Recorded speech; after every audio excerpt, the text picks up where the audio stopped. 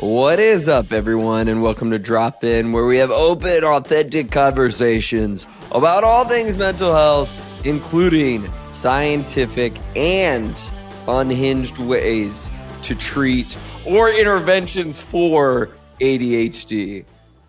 I'm pumped. Oh, are you pumped about this? Yeah. Feel free to rein me in at any point. We're if not I go off on a tear. We are not reining you in. This is an episode that is just gift wrapped for you, Dr. Jackie, ADHD extraordinaire. When did you really start doing the deep dive into ADHD expertise? Pretty much the second I got diagnosed, or actually before I actually got diagnosed, when we suspected. When suspicion was being raised. The hyper-focus. I'm not going to take all the credit, but I'll take the majority. Yeah. But you do deserve that. So when you were in school and you're studying these things and stuff, still that was under the radar for you. You're getting a doctorate degree in psychology, and it's still under the radar. You know, I think about that all the time, how even during my doc program, learning about all the things and diagnostics that we do, even at that time, which wasn't very long ago, there still wasn't a ton of research on ADHD in women, how hormones impact that, the ways that it presents differently oftentimes in women. So we focused a lot on the stereotypical hyperactive boy presentation. Mm-hmm. So there was no part of me that related to that aspect. Like, that's not me. I don't have it. Yep, pass. Not me. Gotcha. But I had the same, and I say that as non-judgmental, of I had the same experience when I was getting my doctorate of having OCD symptoms and intrusive thoughts my entire life, but really just brushing them aside, never had gotten too elevated until a big moment in my doc program. But it just goes to show it's you can have the information, but having the outside lens of someone looking at you. We don't look at ourselves from the outside. We're living our life as ourselves the entire time. We don't know that other people experience things differently than we do. Right. So it's a lot harder sometimes to see those aspects of yourself until someone else points those things out, or until they start interfering in your everyday life to a point where they can't quite be ignored. But there were a lot of times, even during my doc program, that I'm like, do I have bipolar? Because maybe I have some hypomania, that I have these elevations and I'm super creative and I have these really hyper-focused states. And then I would have the 2-week or week crash every month from the hormones. And so there were question marks for me, thinking maybe it's bipolar. And that's what a lot of women tend to either get diagnosed or misdiagnosed with first, or anxiety, depression, all the other things. Usually not ADHD until a kid has it. And then they're like, oh, I have those same things. Or, I saw these things on social media and I realized, oh, that very much screams me in every aspect. It's both laughable and depressing that it's our science had taken us only to the point where it's we're well, this is what men experience, so obviously it must be exactly the same in women. There's no good enough hormonal good enough. It's just copy. It's laughable because we've come a long way. It's also sad that we've gone so many decades and generations where that was the best we had. And that's why expanding science into diverse samples and different cultures and all these things is so important to understand. Does it generalize? Right. Or is this data that we have that's just data for men? And again, it might just be white men. So that's why, again, the research goes on. But Starting at the top of this topic, let's just start with the scientific side of things. Medication for ADHD. Mm-hmm. Do you recommend? 12 out of 10. 12 out of 10 rating, as high as it goes. The research shows time and time again, I think there's like 90 plus years of research that medication is gold standard treatment. Stimulant medications especially have like a 70 to 90% efficacy rate in terms of reducing symptoms. So high. So that's way higher than any antidepressant for depression or anxiety medication for anxiety. That is the best, most effective medication for pretty much any mental health disorder out there. And there are also non-stimulant options as well. There's guanfacine, there's Strattera, there's a couple of other options that you can also look into if a stimulant doesn't feel right. But it's always what works best for that person. Some people don't feel comfortable taking medication, and that's okay too. But medication, absolutely, number one, gold standard, especially in terms of reducing symptoms on a daily basis. It's amazing because, of course, we're psychologists, we're non-prescribers. The amount of clients I've had, over 10 plus years of doing this, where like we might be the first to assess and say, you certainly meet diagnostic criteria for ADHD. I would recommend meeting with a prescriber at this point. And they come back once starting any sort of medication. The amount I've heard this said so many times of, I now know what it feels like in other people's brains. Yeah. Of I didn't know I could feel that pause, calm, of just like the moment of clarity. The way that I would describe it is it's almost like you've gone your entire life with blurry vision and didn't realize that you had blurry vision. And then you put on glasses for the first time and you're like, oh my God, I didn't know that this was everyone else's experience or that I could feel this way. And by no means is it, a perfect magic pill. Right.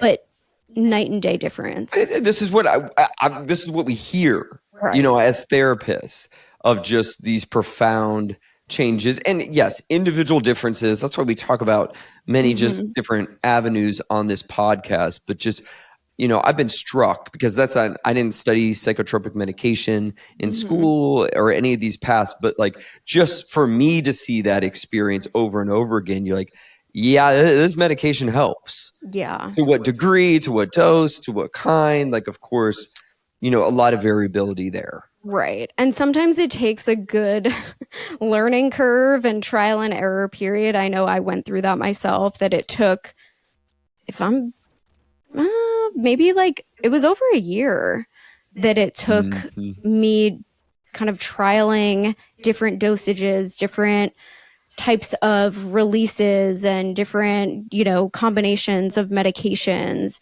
to really find the right balance for me. But once I was able to find that balance, it's literally a night and day difference in just in terms of functionality and being able to manage everyday life from a much, easier, smoother lens. Absolutely. It makes me think of outside of medication, psychotherapies. What psychotherapies come to mind? And, with research backing is great, but maybe some that you just find helpful that might not have the research backing that classic CBT tends to always have. Yeah. So it's interesting. CBT is one of the best treatment modalities for ADHD, DBT as well for emotion regulation, communication, those types of things. Interestingly enough, though, CBT, I would still say that it's super important to find a provider who understands ADHD and is able to adapt a lot of the tools to the ADHD lifestyle and to each person's specific needs. Because there can be certain manualized things that don't exactly fit for every single person. Mm-hmm. And with ADHD, sometimes we need to either twist the plot point a little bit or break it down into a different method. So, one of the things that kind of comes to mind is building in certain scaffolding or working with even like behavior activation is like one of the big pieces of CBT, which is really getting movement in, doing more things, being more active, which is helpful for, of course, releasing more endorphins and all the neurotransmitters that we need to improve mood. A lot of times with ADHD, it's not just, oh, let me go and go for a walk. It's, I need to build in these micro habits that build momentum to get to that step. So there's other ways that we have to kind of adapt some of those CBT or DBT tools to really fit for each different person's type of ADHD. Absolutely. And it's also interesting we know in general, any psychotherapy helps reduce stress. Mm-hmm. And we know stress impacts executive functioning, vastly, widely, Totally. all the time. Mm-hmm. So there's sort of the indirect benefit of like if you're going through something emotional or heavy or you got trauma in these things, certainly I could see many psychotherapies lowering stress, thus improving your executive functioning. Totally. And it's interesting. One of the hallmark features of ADHD that really is not highlighted very much, even in terms of like the diagnostic criteria, is this emotion dysregulation and the heightened intense emotions that we often feel. So those coping tools and reduction of stress and having something in those moments for emotion regulation is actually paramount to a lot of the symptom reduction as well and just management. Is this something you felt like? Is that pretty obvious? Like in times of high stress, you're like, wow, because I feel that with my OCD, like in times of high stress, intrusive thoughts just like a rocket to the moon. Yeah, I tend to be extra scattered during times of high stress, but it's interesting. Emotion dysregulation was not something that I ever associated with ADHD, but that's something that I've experienced my entire life. Like I've always had intense emotions, like always been a big feeler, even though I wall up and don't always show it. I've always had very intense emotions, even as a kid. Your walling up isn't very good, babe. With you, the full experience. Well, then we want that. In relationships, you can't do nothing if someone walls up. Yeah. Once you express it, we can do something with it. Right. If it's digestible. As long as, yeah. To the degree at which. To the degree at which it comes out in a digestible way. And sometimes that takes, some tools first. Sure. And also having a supportive partner who actually understands emotions and can be validating and not escalate things further. You never want to do that. No putting the tiniest bit of gas on that fire. You're like, hard pass, don't recommend. Wink, wink. So, yeah, and save that for some couples episodes. But the recognition is so key, like you're mentioning, because I think you're right. I don't think many people think about, when they think about ADHD, they don't think about emotional dysregulation. Right. Another hallmark piece of ADHD that a lot of people don't necessarily talk about, and again, isn't part of the diagnostic criteria, is this shame cycle and spiral that also comes with even these micro moments of daily frustrations, daily executive dysfunction breakdowns, and the crash outs that come from these seemingly minor moments, right? Of like, I ran out of coffee today, and that turns into this huge shame spiral because it's not about the coffee. It's about the fact that I forgot yesterday when I ran out. I didn't go shopping when I knew that I had to. And how can I not get my shit together for more than like 3 days at a clip, and all the other previous moments of quote unquote failures, and all of the heaviness of all the previous moments of that kind of make that mini moment feel so much heavier. And so a lot of even the work that I do with clients in therapy is being able to tease apart that internalized shame and expectations of society and neurotypical kind of culture, and recognizing like my brain might not be able to function at that same level of consistency. And so there's a lot of like the cognitive kind of diffusion there. Absolutely. The recognition, the labeling, the noticing in the moment is so imperative and huge, because it's more than just giving yourself grace. It's naming what is actually happening. Right. And again, not to always make the parallel, but I feel the same of like when I'm spiraling in intrusive thoughts. It's like you can shame yourself for it. You can be like, what's wrong with my brain? All these things. Or you can label, no, this, you're going to have days like this. You're going to have moments like this. You're going to have things you forget. But it's certainly when the shame is just weighing you down, coming back to the surface, it just takes longer. For sure. Versus when you can cut that out and be like, oh, yep, forgot again. Like, that's unfortunate. What can I do now in this moment? What's sort of the path forward? Am I running to Dunkin'? Am I, making some of my partner's gross coffee that I apparently don't like? You don't like the coffee grinds I buy? I plead the fifth. They do get kind of old. That's why I shouldn't buy the big tin at Costco. It's not the best. It's not the best. They just start like, I feel like after like 5 servings, that big tin, all those coffee grinds are just no good, no bueno anymore. They're in rough shape. Deal with that later. What else comes to mind? What is talked about a lot is sort of things that maybe people will feel like is the antithesis of. And again, we're still talking about scientific things, scientific backing, where it's like, if I have ADHD and I feel scattered and it's hard for me to focus, why the F would I do mindfulness?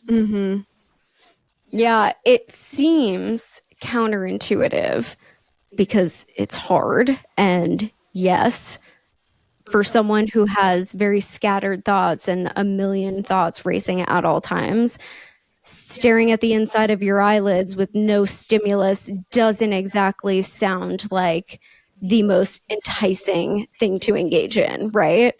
But what the research shows is the more mindfulness based approaches that you can incorporate, the better your attention actually is. It's essentially training your brain to have this focused attention, even when it's uncomfortable, even when your mind is going to inevitably go all over the place and race and kind of ping pong around. But building in different mindfulness techniques. And maybe it isn't just sitting there in silence, staring at the inside of your eyelids. Sometimes it's, having the mindful walk outside, or doing a task more mindfully, or, paying attention to your sensory experiences. And the research is absolutely there that supports all types of mindfulness for ADHD. It helps you notice. And that's, of course, I'm a big mindfulness practitioner and believer in it. It's what I did my dissertation on.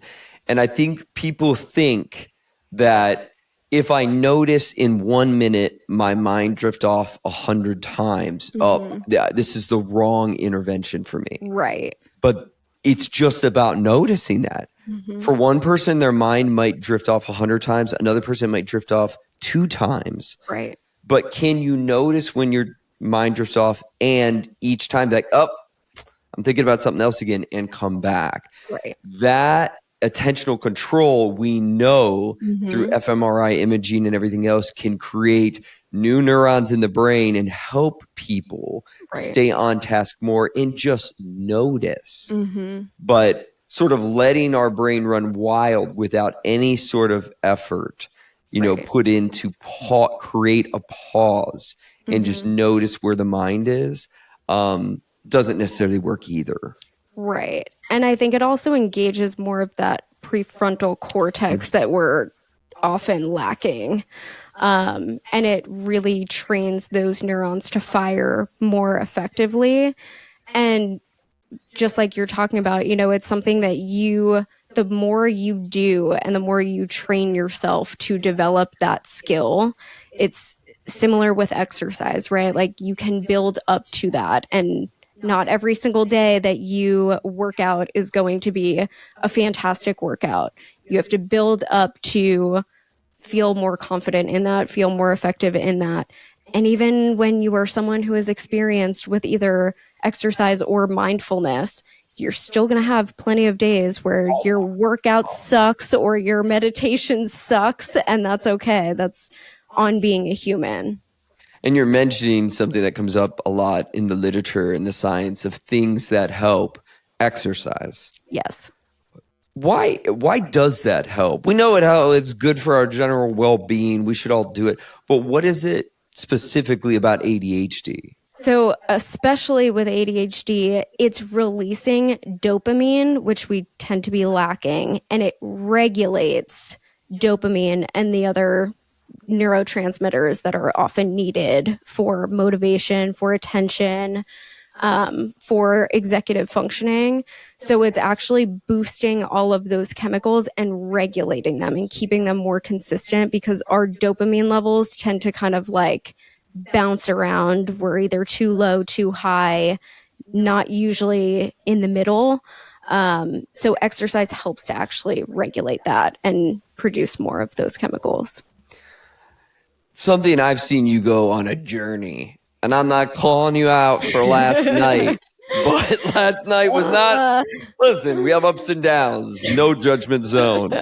Sleep hygiene. Yeah. And again, related to stress, Mm-hmm. if you dysregulate sleep, you're going to dysregulate your executive functioning, Totally. regardless of whether you have ADHD or not. But Mhm. again, what we hear from a lot of individuals with ADHD, it's so hard for me to fall asleep. Yeah. I struggle with it. My mind's still going. But start with, what has your sleep journey been like? Nervous laughter. If I'm being real, my sleep has never been great or consistent. I think the statistic is like 75% or higher of people with ADHD have some sort of sleep disorder or dysregulation. A lot of times that's delayed sleep onset. That tends to be my flavor. My brain gets really active at night, and not necessarily in an anxious way, just in a, that's when my brain decides that it wants to like party and rage and do all these like creative things. And I have this like flood of ideas, and I'm like, well, all right, we're either like caving and giving into that, or, we're trying to override the system. So part of that is there are medications to manage that. I personally utilize that route. Is it a perfect science? Clearly, absolutely not. There are other sleep hygiene tools that you can absolutely use, but the research backs time and time again sleep hygiene and getting your circadian rhythm more consistent is absolutely huge for ADHD and executive functioning. One of the challenges, I think, with treatment, and this is why it can be really helpful to have a practitioner who does specialize in ADHD, is it's not always the exact same science for people with ADHD brains than neurotypical brains. So one of the things that I actually don't necessarily recommend, but if someone is having challenges falling asleep because their brain is racing, we'll talk about different low dopamine kind of attentional things that can be distracting enough to hold your attention, but that feels low dopamine, feels focused, feels familiar. So watching a show that you have seen a million times so that you're not super into it, it feels familiar, it feels comforting, and maybe watching it on your phone with like the blue light turned off as opposed to a giant TV, weighted blankets, all the things that kind of help with down regulating your system. This is related, but goes into another topic of, that the research is expanding on in a lot of different directions in mental health, and that's supplement use. Um, parents want to know, like, I have a child who never falls asleep and is raging. Are there supplements I could give them that might be helpful? What are your thoughts on where we are with supplements, use or helpfulness, in regards to ADHD? Yeah, there's been a lot more research on this, especially lately, because there are concerns about medications and especially putting my kid on a stimulant when they're so young, and are there going to be later effects or side effects, and concerns when it comes to all the things that adults and parents both face. And for the record on that, it seems like the research is clear for children. The benefits of the medication should certainly outweigh. Yes. Would you agree with that? Yeah, no, okay. 1000%. There's a ton of research actually that shows that, especially starting kids on medication relatively early, usually around like 6 is the prime age that they recommend, give or take a few years, obviously, and depending on, what their challenges are. But yeah, didn't mean to cut you off with that, though, because I know some people will be like, oh, does that mean kids shouldn't take the medication? And I think we've been agreeing in the literature that we did the deep dive of, like, overall, it's far more beneficial. Correct. Way more beneficial, just in terms of pro-social behaviors, in terms of building better habits, reducing substance use and impulsive behaviors, accidents, risk for injuries, et cetera, et cetera. Back on the supplement train. Yes. Okay. Derailed.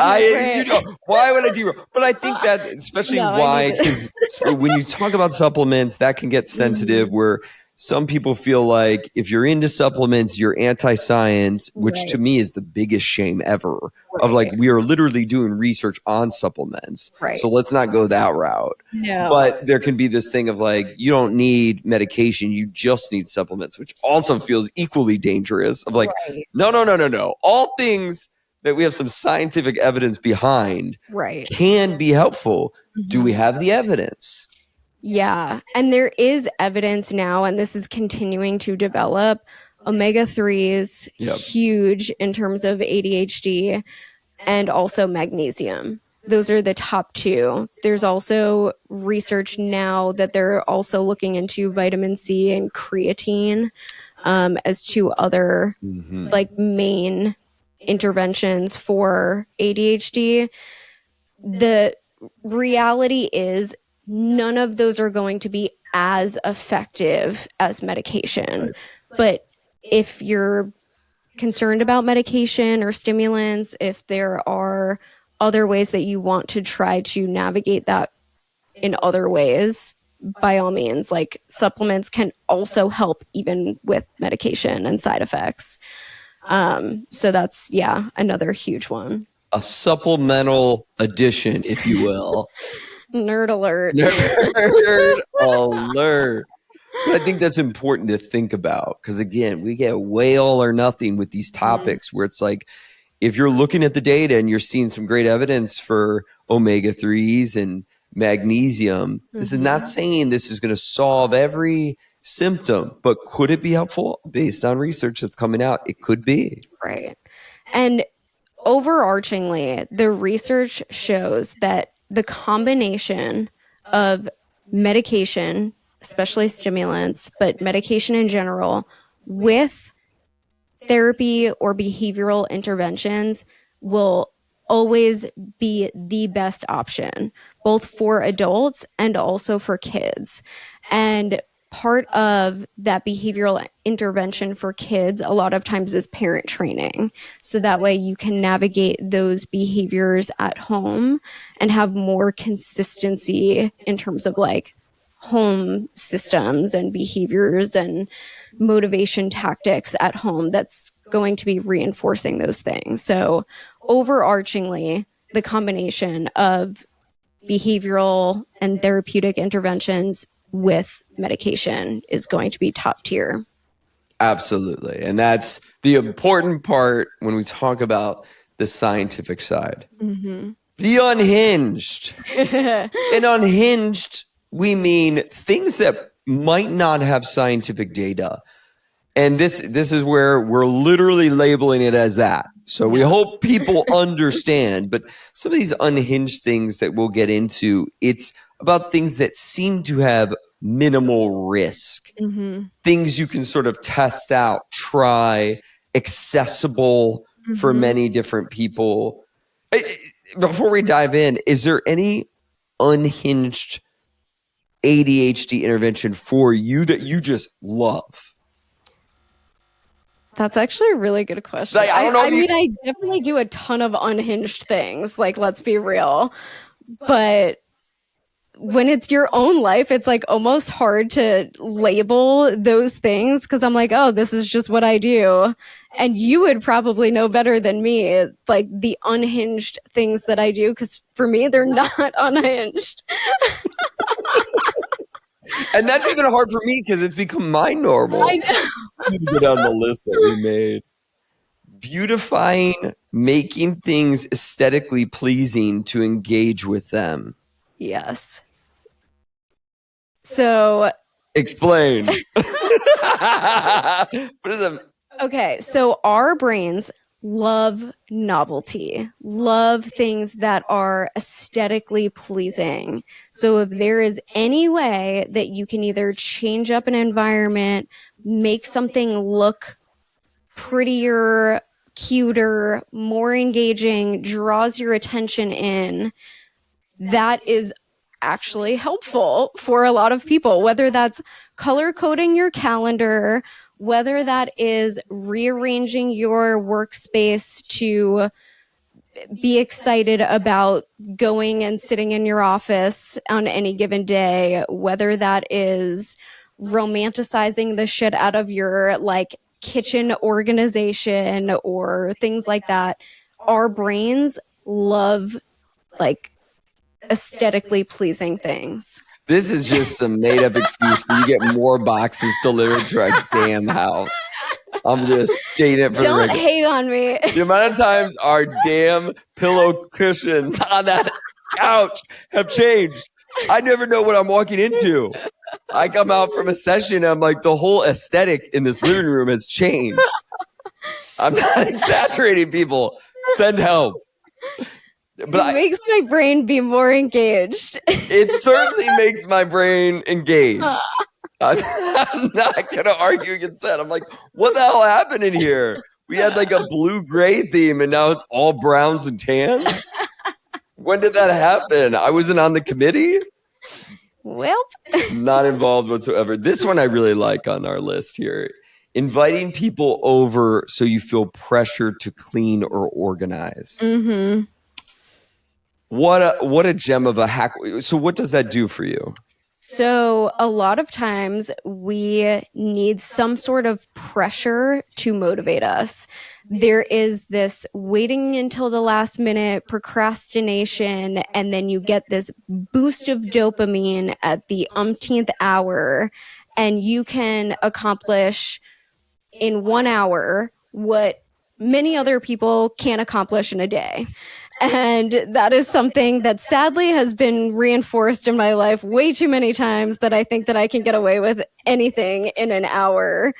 And that has probably now backfired, but always a good way of giving yourself that pressure.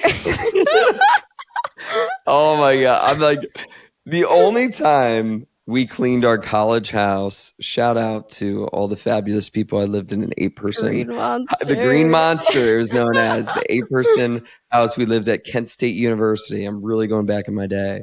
But the only time we cleaned that damn house is before we had a party. See? That's the only time. And everyone had a role. Everyone had a task. I may or may not have spread baby powder on that nasty carpet everywhere to make it smell a little fresher. But even in that, it reminded me of those college days. Like, that's the only time we cleaned anything. It's like, oh shit, we're having a party. Like, which sort of makes no sense because the whole place is about to get trashed. But in adulthood, I agree. Of like, it is that extra little motivator. Which relates to the next thing on the list, which is telling someone about a task or a deadline. Mm-hmm. You do this a lot. Yeah. The amount of times you do this to me, Mm-hmm. like at the start of your day, like throw it all at you. You really do. You really do. Sometimes I've had the thought of like, why are you giving me this full rundown? But this is why. Babe, how much do I owe you at this point for all of your services? You and I both know that sadly I'm half listening. So I would not be charging you anything close to my full rate. He fully checks out at this point. He has learned to tune out the sound of my voice. Because people would think, sadly, as a therapist, boy, lock the F in. But I'll be honest, it's bad. It's like not when it's your partner's voice. I feel like you maybe it's a good thing for me too that you do this so that you don't hate the sound of my breathing at this point. Nah, that's not true at all. I think it's bad. I think you can get in these routines with your partner where you kind of start to feel you're like, okay, you're saying this for you. Right. You're actually not telling me your full schedule for me. It has nothing to do with you and everything to do with me saying it out loud and having someone else half hear it or full hear it. It's really bad because then I'll be like, shoot. Like when I have to ask you of like, oh, when do you have your sessions? And I see that head turn of like, the eyes look up like, told you.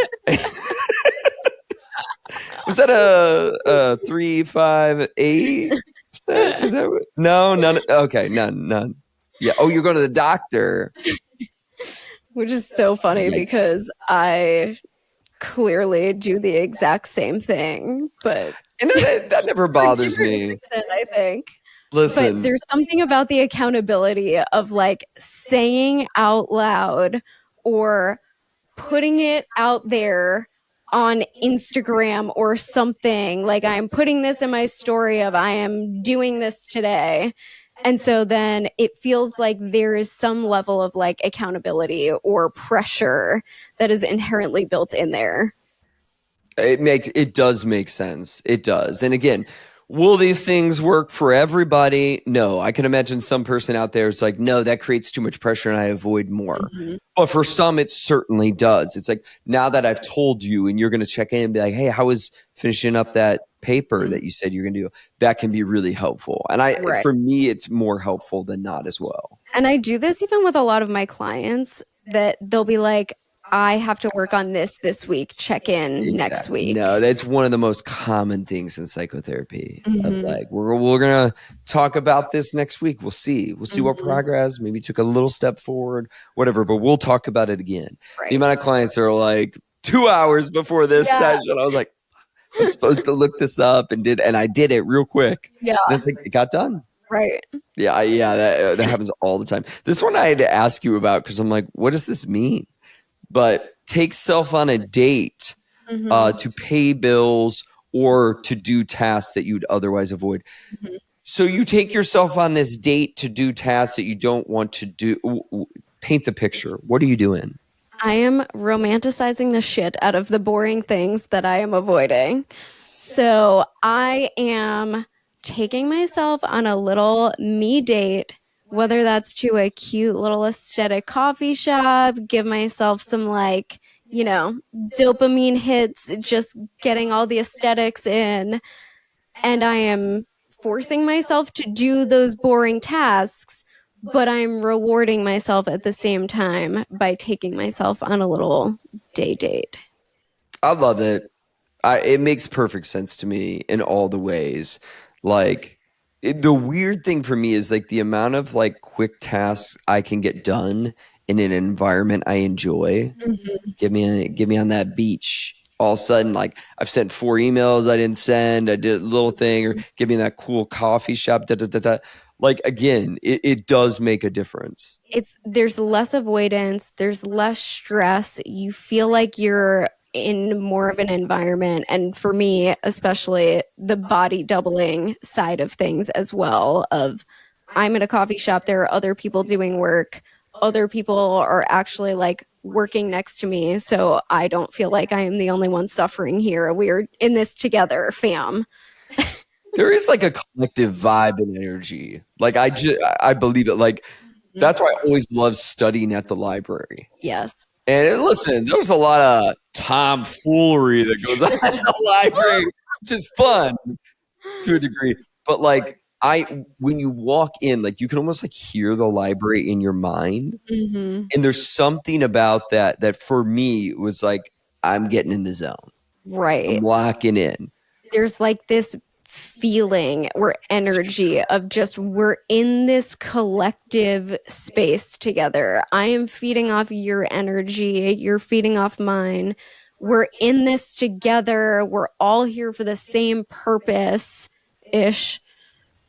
This is why I am freaking amazed when people are like, when I ask them like, oh, where do you study? And they're like, right here in my apartment. I'm like, how in the actual like I'm impressed of like the amount of distractions I have, like in my old apartment or in my dorm. Oh my, like I'm really like I'm beyond impressed you can do that. Because for me, I'm like, get me in that stale 3-sided desk that has all these, the only entertainment is the carvings, like all into it. Oh my The God. stickers. All of a sudden you're feeling like old gum under it, and you're like kind of jump scare, but you're like, I guess I better study. Me and my 12 drinks that I bring. Oh yeah. No, you gotta have the whole thing. And the snacks like on the side. Yeah. Yeah. Oh gosh. It's all part of it. It's making me miss it. I need to get to the library and study something. Air tags on important items. Yeah. Do you have like investment in Apple? Like how many air tags do you need? How many items do you lose? It is really nice. Like a modern convenience on things you frequently misplace, because like we've all been there where like you're feeling a little scattered. How much time during the week do you take to look for those damn keys? Right. It's so funny. It always makes me think of, so my best friend who also has raging ADHD. So the two of us together as a unit are just the perfect hot mess express combo. We lived together through a lot of grad school, and the amount of times that she would lose her keys. I lose my wallet everywhere, but she always loses her keys. And so there was one time that she didn't have her keys. She had to take her dog out. So she took my keys. And the next day, neither one of us could find either set of our keys. And both of us are like, how are we getting to school or to work? Because we have no car keys or apartment keys. And we're like running around the house, like searching every crevice of everything. We're like in the refrigerator, like digging through things. And I like distinctly remember they were in one of the sets. I don't remember what the second one was, but one of the sets was in her closet in a jacket pocket on the floor. Lord. In a pile of laundry. Oh, I already knew. It wasn't just a stray jacket on the floor. No. Many items, and all of a sudden in a random pocket, you're like, did I even wear that jacket? But the chirp feature on that AirTag, what a lifesaver. Just you hear that little chirp and you're like, oh, we're closer. And it also notifies you if you like step away from that for too long, or you like it is on the move. Like Right, the right, right, amount right. of times that I have left my wallet either at the checkout of the grocery store or in the shopping cart. And if I would have gotten in my car and gotten this like ping that I left it somewhere, maybe I would have gone back and it still would have been there instead of somebody Donating else donating that having all wallet of my stuff. to another individual. Yeah. They did what they did, and maybe they needed it. You ever think about that? Maybe they Sure. did. Post-it notes, visual reminders. Yes. We're definitely a post-it note family. Yeah. We got post-its places. Yeah. How does that help you? Sometimes I need a visual reminder in front of my face that isn't on my phone, buried in my notes, that isn't blending in with my desk. I literally will sometimes prioritize one thing for the day or 3 things or tasks that have to get done that day. And I will put a sticky note post-it on my laptop screen and put a different color each day so that I don't get used to it. And that way it's directly in front of my face. I'm reminded of it repeatedly throughout the day. And if I don't see something, I am likely to forget it. So sometimes I need that like smack me in the face post-it note. It makes total sense. There's also something so satisfying of like being able to cross it out or throw it away. Oh my gosh. Sometimes I will add things to my to-do list that I have already done just to cross it off. Just the satisfaction of I did something today, damn it. No, you do. That to me is like momentum. Yeah. Like if those 3 things on your list or whatever are things that like no way in hell you can tackle, it just does something to you to linger. Right. And a lot of times with ADHD, you need the momentum being built. So even if it's I'm trying to like bring myself to go for a walk or something, and it's like I'm avoiding it and I don't want to do it, I'll clean something first, or I'll organize something, or I'll do some like silly little task that did not need to be done, but it was something that gave me forward momentum to build up to that next thing. Absolutely. Wearing the same thing every day. Why are you looking at me like that? No reason. How does that help? Well, one, you reduce the decision fatigue.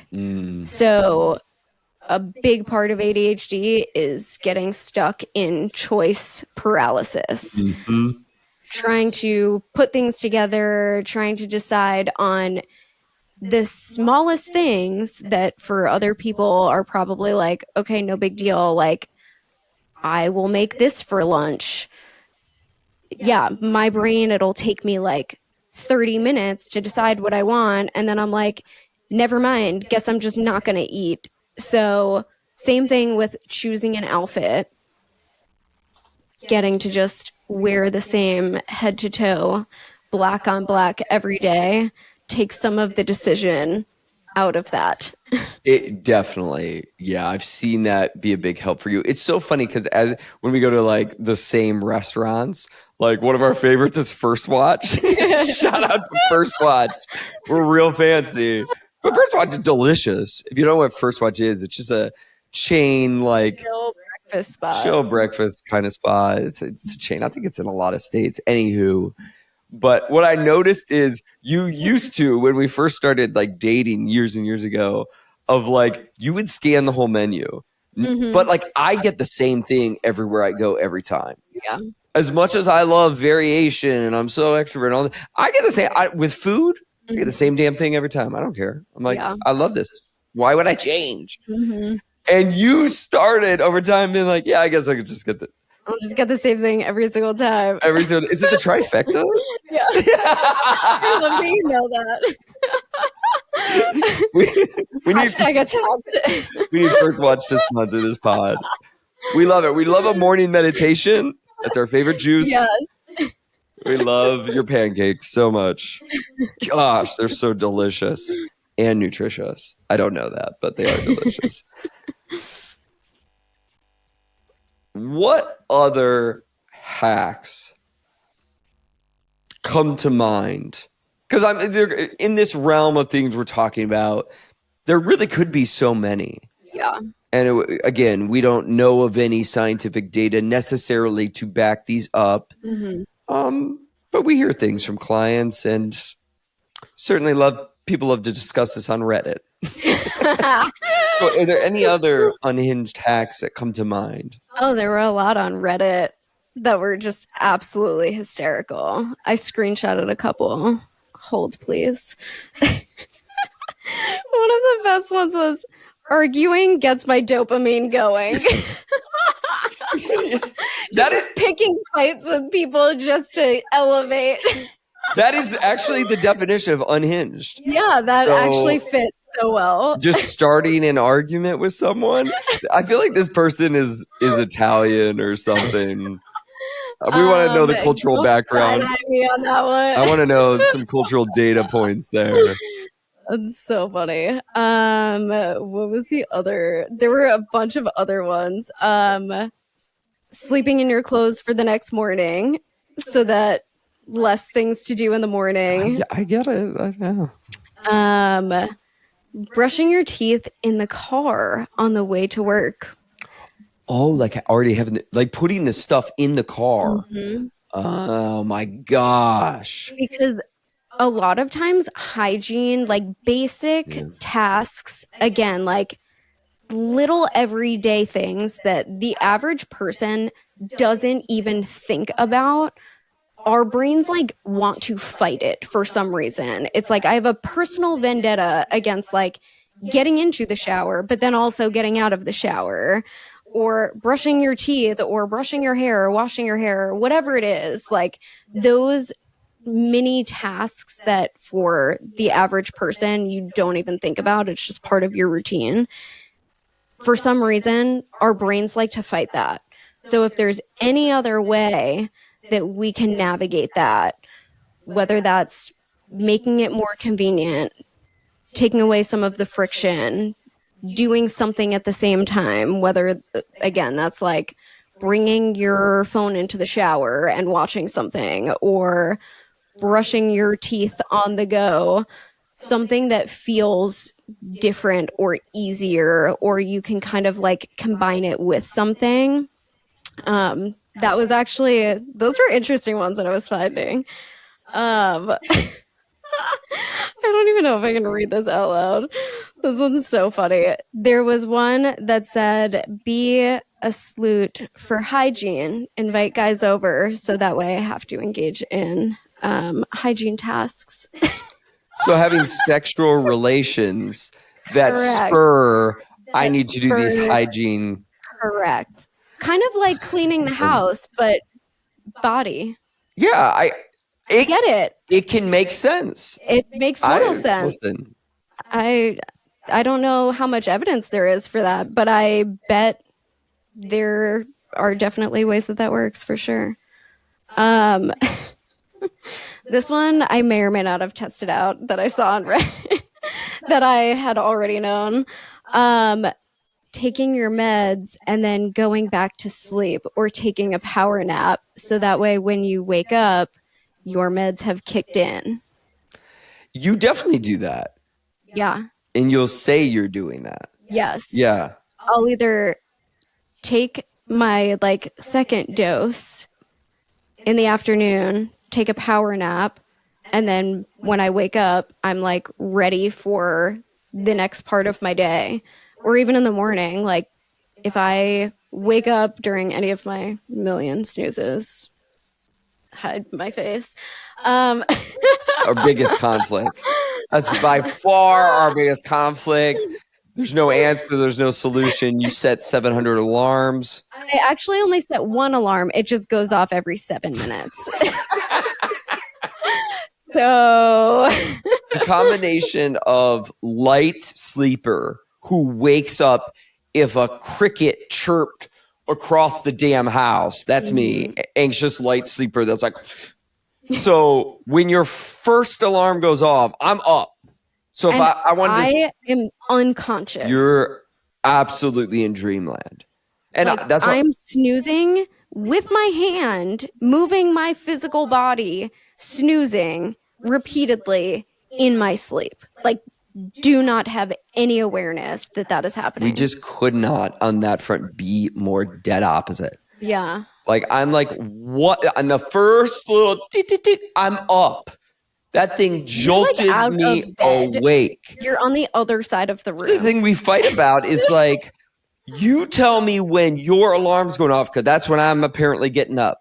Yeah. And there's just no answer here because I get it. Like, you're someone who can't wake up on a first alarm. I'm someone who can't sleep through a damn alarm. And I'm waking up at your first one being like, I wanted to sleep another 30 to 40 minutes. That has truly been something that I have struggled with my entire life. Like, I remember my mom being like, there needs to be some sort of like robot that physically shakes you out of bed because it's just not happening. Yeah, you got a supportive partner. Yeah. Who has lifted you into the living room more times than I could count. That is true. That's an unhinged life hack. I think get a partner who that lifts you into another room. will carry you out of bed. Sure. Could definitely help. There were actually people that said that, like, in a relationship, I am actually more routine, which I, even from my own experience, agree with. Yeah, and to me that goes into like the mirroring, body doubling of like, I get it. Like, if you're watching someone do something, I can understand that there's some gravity to that. Even like the routine, right? Of like, True. You go to sleep at a normal time. Yeah. And like get into bed and like those types of things. Whereas like, yeah, when I was single, that was all over the place. Absolutely true. Didn't answer your text for days at a clip. Like, she's really not that into me. Like, she's not responding until like 2 p.m. Lo and behold, that's when you woke up because you went to bed at 4 a.m. And I'm like, wow, okay. Yep. Any more? Should we get to questions? Ooh, let's do questions. We got some questions. We always love them. Thanks for asking them. Maggie out there in Wisconsin. I'm gonna do a bit of speed reading here. I'm a therapist. So this is a therapist question. Hang with me on this. It's always okay to write in as a therapist. We love it. I have a client who's in college and is navigating living with a roommate who experiences life through the neurodivergent lens of ADHD. I'm now going to be direct with the question. Cleaning, tried all the things. Roommate regularly replies, "It's my ADHD," when they do not hold up their end of the cleaning arrangement. Client is beginning to feel resentment and building anger as they generally have tried so many things that we've talked about or suggested. And client and myself are curious, ADHD or other? I am also a person who is diagnosed with ADHD. However, I know we all have different experiences. Yep, that's true. Mm-hmm. So I'm curious how to assist the client in navigating this. Yeah, so, the client's getting frustrated. They have a roommate with ADHD. The client's roommate's not holding up their end of the bargain of cleaning the things, and they're saying, "Hey, it's my ADHD." Mm-hmm. Yeah, that's a tough one because you didn't necessarily choose your roommate, right? Sure. In many situations, we don't. Right. And it can be a little bit challenging just to kind of navigate the communication and getting on the same page of all of those things. It sounds like there is some sort of cleaning arrangement that they've come to, which I think is great to at least have that plan in place. Part of that could be, these are my strengths, these are your strengths. This is how we can kind of divvy up cleaning tasks or organizing tasks in a way that seems fair and plays to both of our strengths. And the other part of it is also like that other person, that roommate, also needs to take some accountability for their behaviors and how they impact other people. Yeah, I was wondering about like just a complete rebroach here of like, hey, I know we've talked about this. In the way that we've divided this up, it just doesn't feel like it's working. Yeah. What would make this more workable? And I think that's the thing I don't really know. Is this a tidiness issue? Because then my mind went to like, I know a lot of people can get the like disorganization bins, meaning Yes. throw everything in there, the pile, meaning like get one of those like basket weave things that you can just sort of put everything in.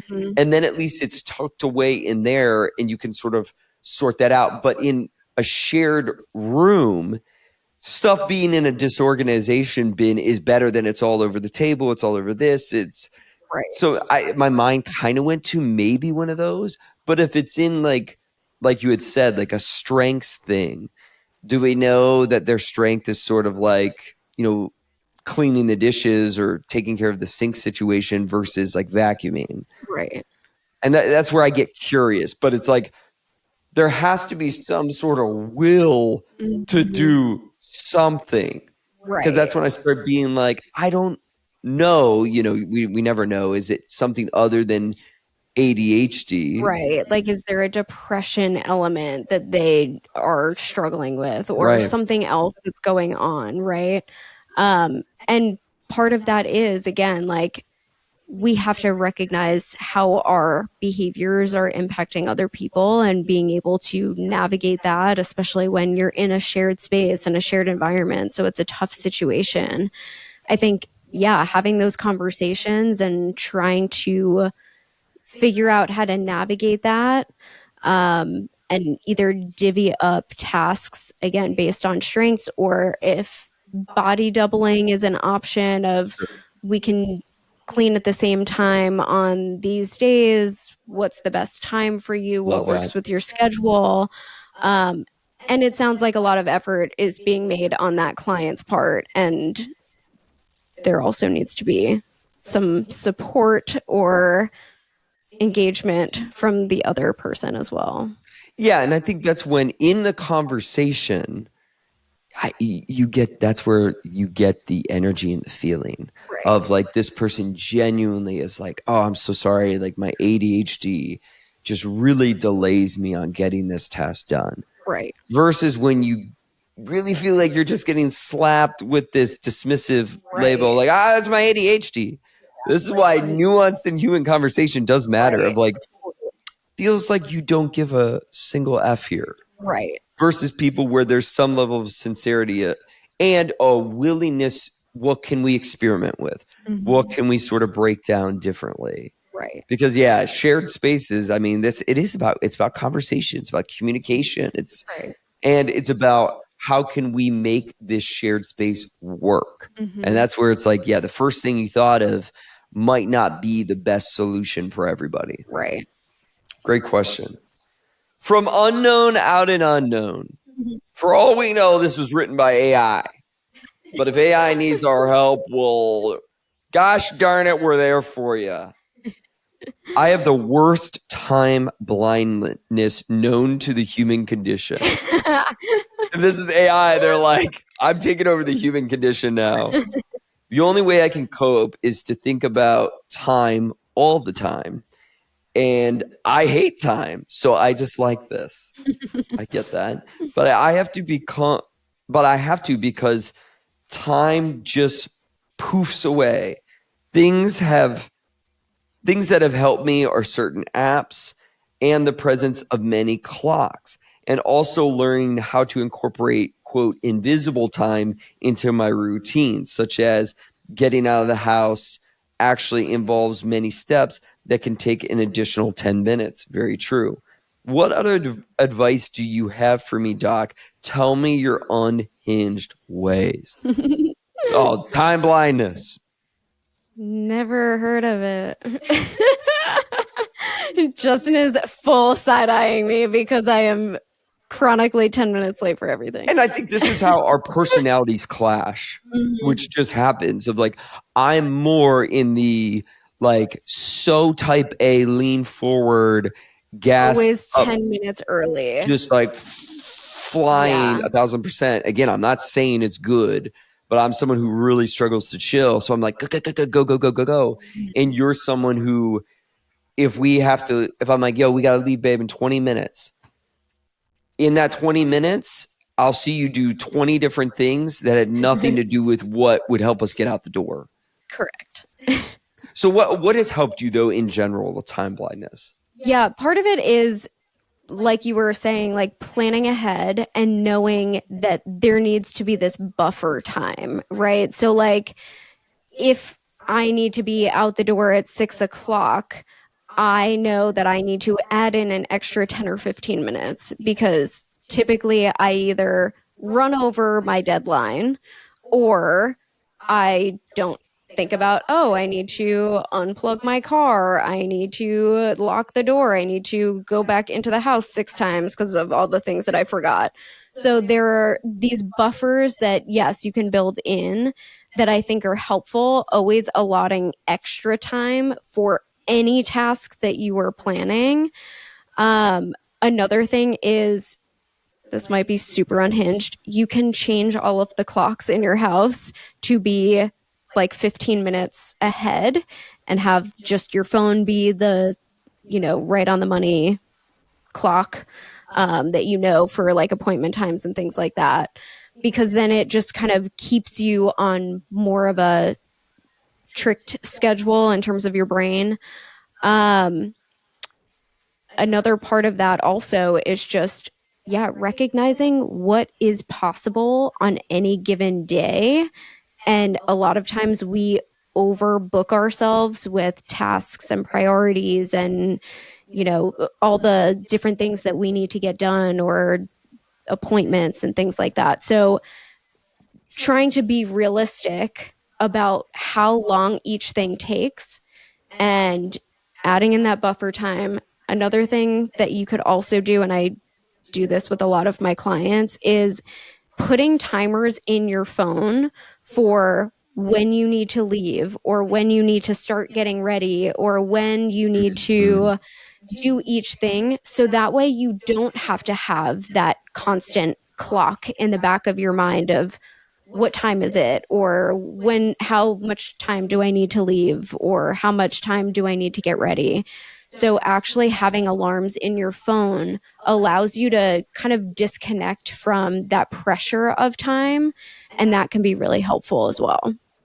Absolutely. The other thing that came to my mind, I don't really think this is unhinged, but I've had clients create certain timed playlist. Totally.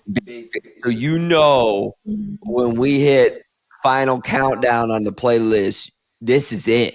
Right. Like you better be out of the shower when this playlist is over. Right. Or when this song starts playing, if you're not walking out, you're late. Yeah. But like the music keeping a tempo and a rhythm and like you can set the 10-minute playlist, you can set the 15-minute playlist, you can set the hour playlist.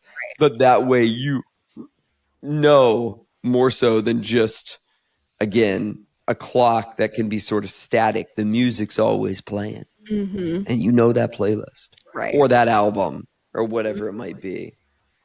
Last question here. Anonymous up in Minnesota. I grew up with a sibling with ADHD, and I now have a partner who also has ADHD. I notice common themes of struggles with prioritizing tasks and managing time. What are systems that could help a person with ADHD with time management or getting the tasks done?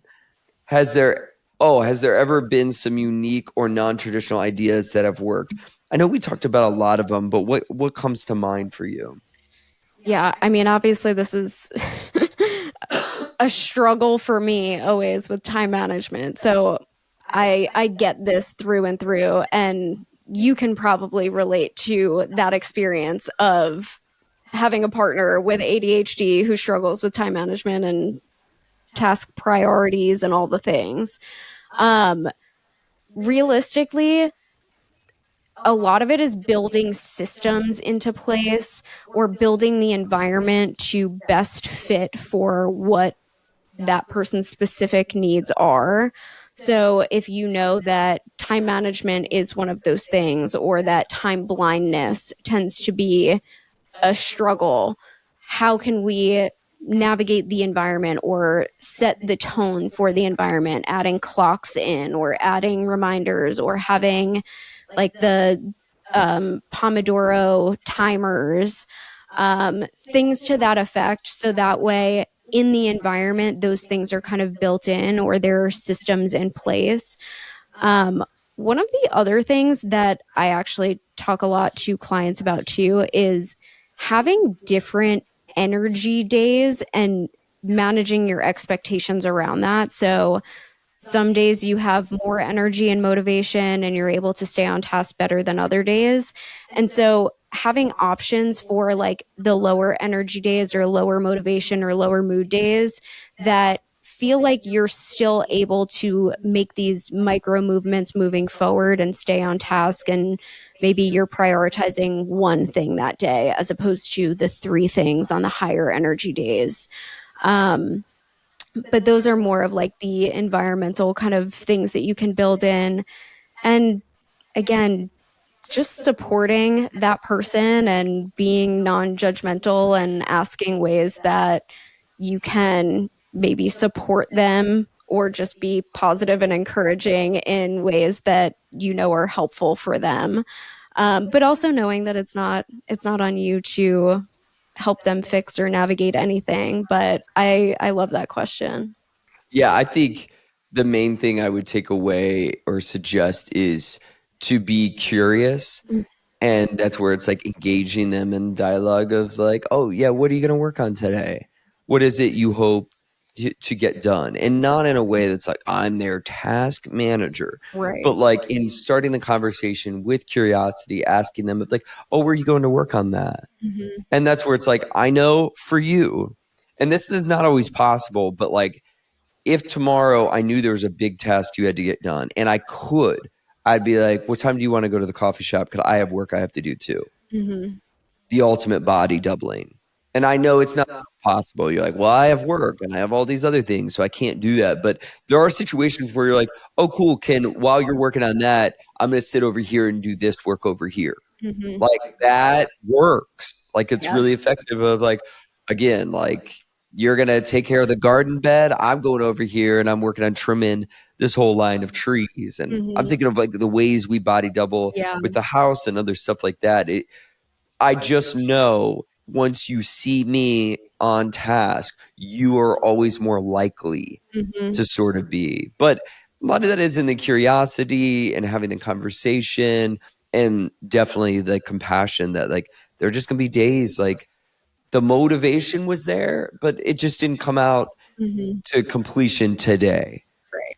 And yeah, we always steer clear of like the judgment side of things, but like you had said, try to set up, create like a day and a schedule that will sort of work and encourage. Totally. We're going to do that imperfectly, but we can sure as hell try. Yo. We do our best. We do our damn best. Thanks as always for your questions, tuning in. We love a review. We'd love a comment, a thumbs up. Let us know all your unhinged hacks. Oh, we love some unhinged hacks that work for you. You know, again, some of these things turn into scientific studies down the line, but we also know the things that help us feel focused, controlled, and build those systems as you're recommending. A lot of individual difference. But yeah, drop in the group chat share it with somebody, and we'll see you next week. Bye. Peace.